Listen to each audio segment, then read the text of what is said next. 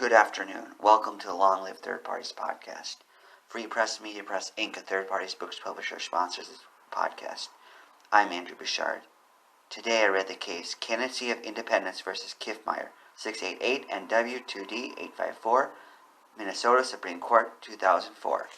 Friends, we're going to talk about Minnesota politics again.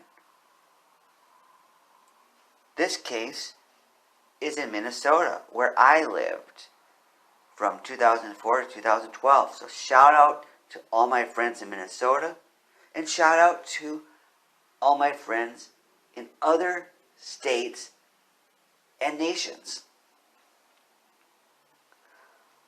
This case happened towards the end of 2004. I moved in 2004, as I recall, I believe it was October-ish. So this barely overlapped with when I would have gotten there. This case involves our friends at the Independence Party. Remember the Independence Party? They're the party that won the governorship in Minnesota. So don't you ever say third parties don't win.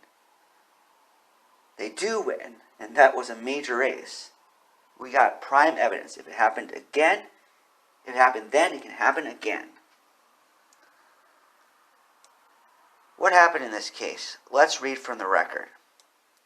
It says, quote, on September 21st, 2004, James Moore, David Allen, and Maureen Peterson filed a petition under Minnesota Statute 24B.44/2002 requesting an order directing the respondent, Mary Kiffmeyer, as Secretary of State of the State of Minnesota, to place the names of the Independence Party nominees for the Minnesota House of Representatives and the United States House of Representatives on the November 2nd, 2004 general election ballot. The Secretary of State had previously notified the Independence Party that its candidates would not appear on the general election ballot because none of the candidates had received the minimum number of votes required by Minnesota Statute 24D.10 subsection 2 in the September 14th, 2004 primary election. After the party and amicus curiae, American Civil Liberties Union of Minnesota, ACLU Minnesota, filed legal memoranda on an expedited basis. Oral argument was heard on September 27, 2004. End quote. Mary Kiffmeyer is facing this lawsuit again. Last time on this podcast, we did a case, Ido Sogi versus Kiffmeyer. So I'm glad the third parties are challenging the Secretary of State of Minnesota here. I'm also glad to see that the ACLU signed on as amicus curiae brief. I like what the ACLU has done in its history. I believe it represents the best of leftist views. In more recent times, there's something that didn't resonate with me.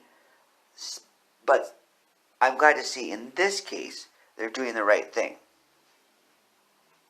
This case goes on to discuss how Minnesota has a certain law called the primary threshold law that prevented our friends of the Independence Party from getting on the ballot. This law seems to differ from the ballot access laws in other states. This seems to be unique. As they describe it, this threshold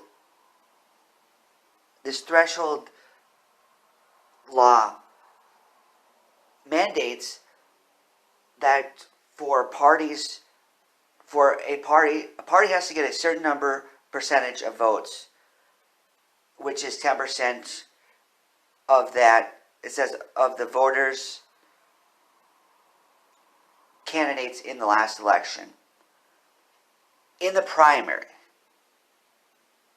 And if they don't get it in the primary, then it becomes an issue where they can't get on the ballot. And furthermore, if one candidate gets that threshold, the entire party does. But if the party doesn't, none of the candidates get to be on the ballot. They mention that what they call the three major parties got on the ballot, which of course were the Republican and Democratic Party. Who was the other major party? the Green Party. So congrats. Congrats to the Green Party for getting on the ballot. It would be heavenly if the Independence Party got on the ballot too.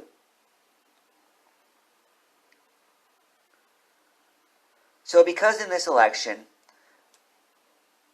none of the Independence Party got enough of the votes, so none of them got to be on the ballot. So this case centers on the constitutionality of that law. There are other issues the parties raise, but the court says we're not going to decide on those because the constitutional issue is the key issue. Our friends at the Independence Party invoke what amendments? The First Amendment and the 14th Amendment. This theme is popping out at me like a flashing light in these ballot access cases. First and 14th Amendments. First and 14th Amendments. First and 14th Amendments. So way to go, Independence Party.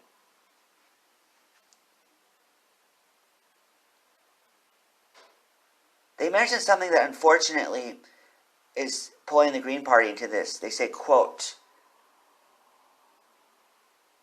according to the petitioners, the two old and well-established major parties easily satisfy the threshold, but the statute imposes an unfair burden for less established major political parties.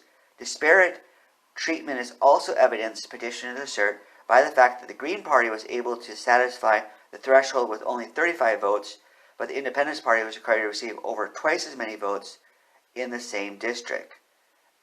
End quote.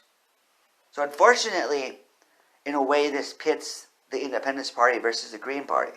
We don't want to pit each other against each other at this point. I imagine in the future when third parties reign, there's going to be disputes amongst each other. But for now, we don't want those disputes to reign supreme.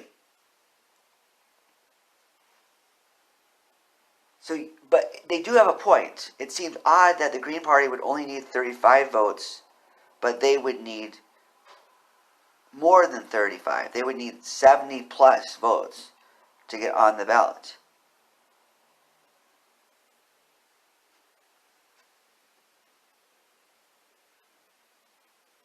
They mentioned how they have gotten enough support in the past, so they should be on the ballot. So that is good. They mentioned it is unfortunate that they have more backing than the Green Party, but they don't get on the ballot, but the Green Party does. Although it's a good thing the Green Party is getting on the ballot, we want the Independence Party to get on the ballot too.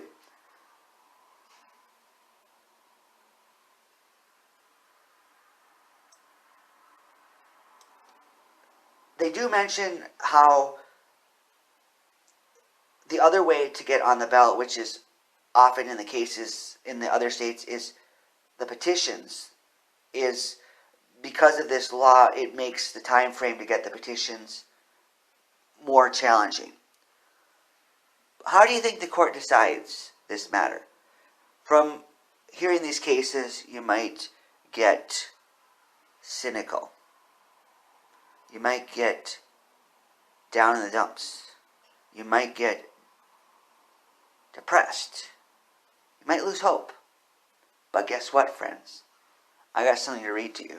Let's read. It says, quote, in light of these characteristics of the challenged law and the unusual circumstance that the state, through Respondent Secretary of State and her counsel, the Minnesota Attorney General, acknowledges that there is no rational state purpose served by the primary threshold law, we need not engage in the weighing of burdens and the state regulatory interests prescribed in Timmons. In absence of any suggested rational purpose for the law, we have no difficulty concluding that by denying Independence Party candidates access to the general election ballot, the primary threshold law violates petitioners' constitutional rights to vote and associate for the advancement of political beliefs under the First and 14th Amendments. On that basis, we order the Secretary of State to certify the candidates of the Independence Party who received the most votes in the primary as the nominees of that party for placement on the general election ballot. Petition granted. End quote. Awesome. Awesome. Imagine the exhilaration that would fill your mind, body, and soul if you got up to the Supreme Court in your state and they deemed an anti-third party law to be unconstitutional. And they deemed you to be on the ballot. Imagine that exhilaration. So way to go, Independence Party. You did the right thing. You got ahead. You demonstrated assertiveness, and that assertiveness paid dividends. Long live third parties. Goodbye.